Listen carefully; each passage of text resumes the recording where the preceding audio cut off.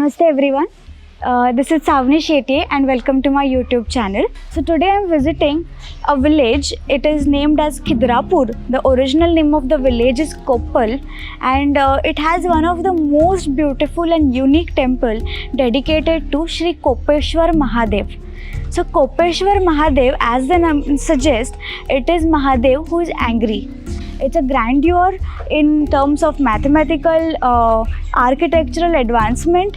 It has beautiful, like as if somebody has written poetry in stone. It has each and every sculpture. You can spend hours on observing the style, the kind of the rhythm the sculpture has. Like most of the temples in Maharashtra, this has three stages. One is the stage of grandeur when the temple was built in 11th to 12th century. During the Islamic invasion, it was destroyed, and I can't really imagine how somebody could find the guts to destroy such beautiful architecture. There's a period of resurgence, and you see that people have done attempts to rebuild it. Of course, not in the same grand way as it was, but you can see in bits and pieces people have tried their efforts to restore its old lost glory. So this is the Pravesh Dwar. As the name suggests in Sanskrit, Pravesh Dwar means entrance gate. At the entrance gate, you can see the different layers and stages this temple has gone through. So at the entrance, you see this beautiful ancient style of the door jamb.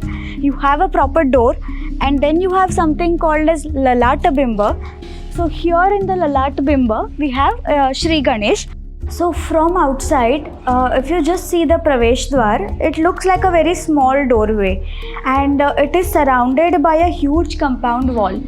There are many reasons why this was done, but most of the times these compound walls were done later in the medieval times, especially to protect the temple from the invasions.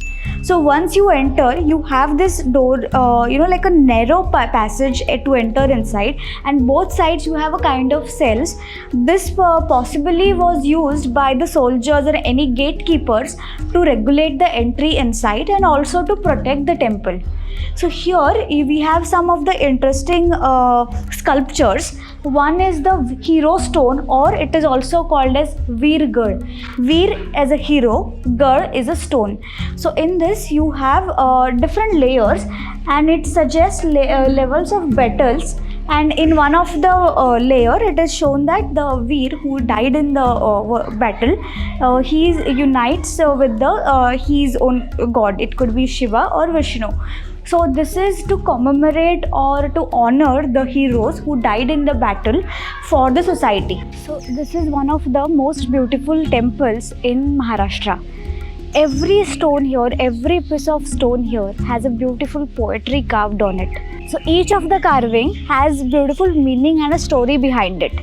Once you enter in the temple, the most fascinating thing about this temple behind me is also called as Swargamandap.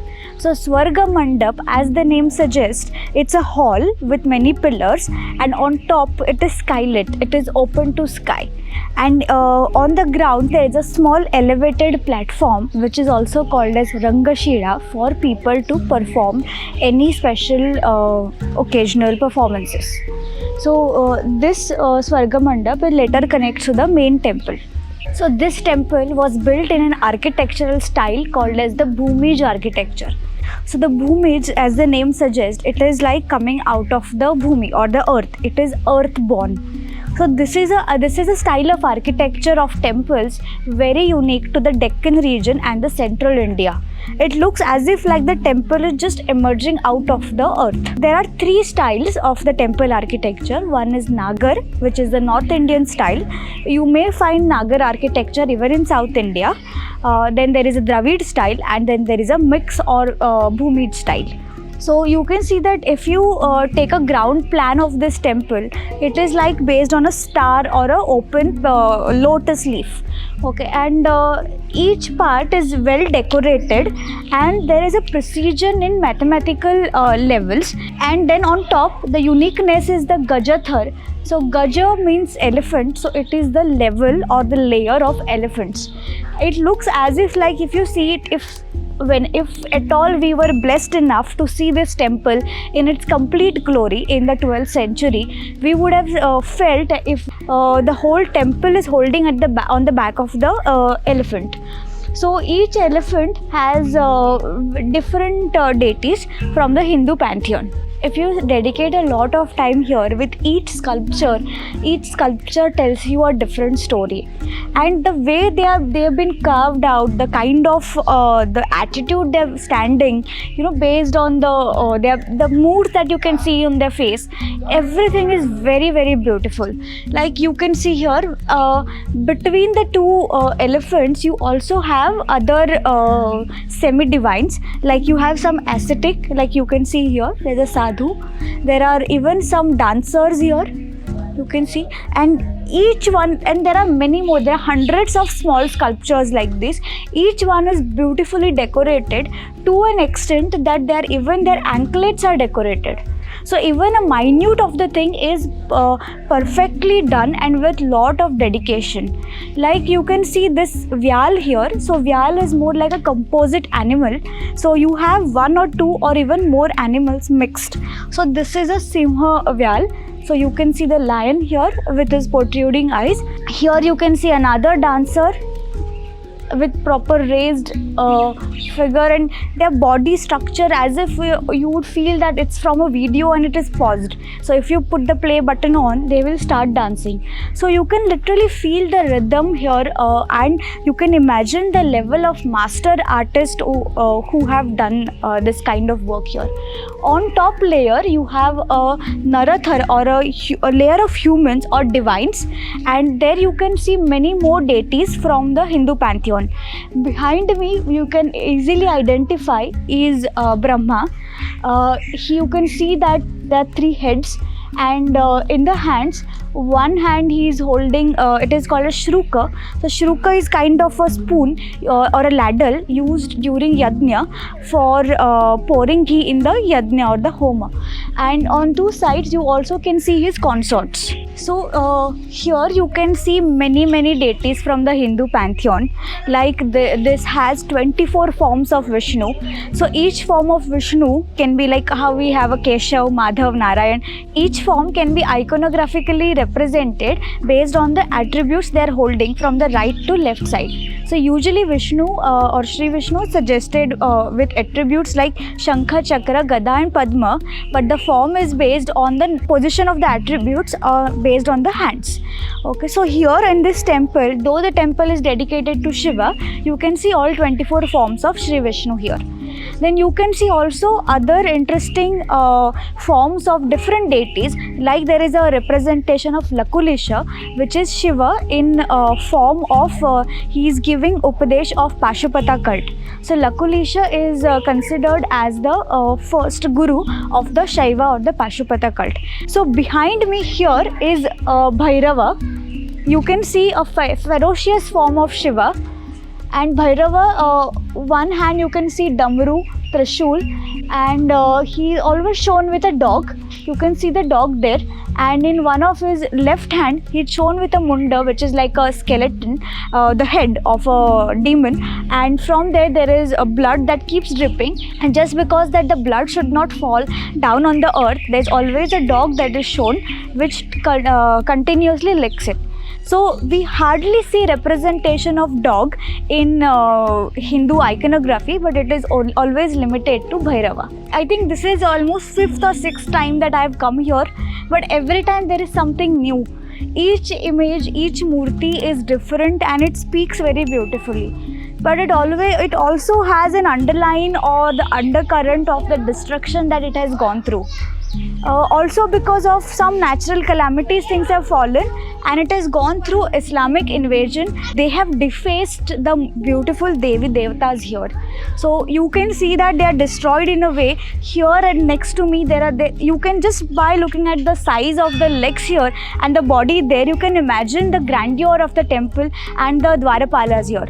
So these Dwarapalas are unfortunately lying in a dilapidated condition like this outside. On top of the temple, you can see that the shikhar or the superstructure is completely destroyed, and during the later periods, a brick structure or a lime structure has been done to replace it.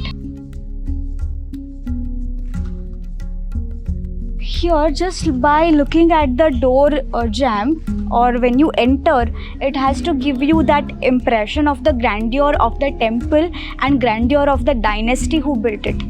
So you would ask, who built this temple? So there was a dynasty in Maharashtra by the name Shilaharas. So interestingly, they also have connection with Goa. There was one branch of Shilaharas that was ruling over Goa. So there were 3 branches of the Shilahar dynasty, and one of them was called as the Kolhapur Shilaharas, and they built this temple. So there was a king, his name was Gandaraditya, and he had built this temple. Later, his successor continued the building of the temple, and later there was Yadava dynasty. They were also from Maharashtra. A king named Singhana from the Yadava dynasty defeated the Shilaharas, and you can see his inscription here. It is in Devanagari, while some inscriptions here are in Kannada language. It is in Hare Kannada, or the old Kannada, or the old style of Kannada. So this architecture is first by the Shilahara dynasty, then the Yadava dynasty. But since the artist was well travelled, and you can see influence from the Kalyani Chalukyas, the Kadambas, Shilaharas, Yadavas, also a bit of Solanki architecture, and some bit of Hoysala or the Belur style of architecture, the Hoysala architecture. So this inscription here is in Devanagari and in Sanskrit. It mentions about the Singhana king of the Yadava dynasty, and he mentions, even though he has defeated the Shilaharas, he has continued the patronage to this Kopeshwar Temple and continued the puja here and the different bhog that was offered to the Shankar. And here on the inscription on top, you can see the Surya and Chandra. That means that inscription will be valid till you have sun and moon in the sky. Here you see a devotee doing abhishek to the Shivalinga. Here you see Nandi, and then the inscription continues. Each element of this temple will leave you awestruck. So here where I am sitting is also called a Chandrashila. You can also see this in some of the temples of Goa as well. So it looks like in a form of a moon. Here you have beautifully done conches. Next to me you can see this door jambs. Each level there are Dwarapalikas also. There are female Dwarpalas here. So here on top you have different styles of superstructures, and this helps us many times. Even if the real shikhar is broken down, we can get an idea of the different styles of shikharas prevalent in this area based on the smaller miniature shrines that we see. Interesting, in most of the temples you will see this, especially in Maharashtra, Karnataka, even in Goa, you see this layer of elephants, lions and horses. This suggests the strength, the bravery or the warriorism of the kings and of the area basically. So elephants to suggest the stability, lions to suggest the strength, and horses to suggest progress.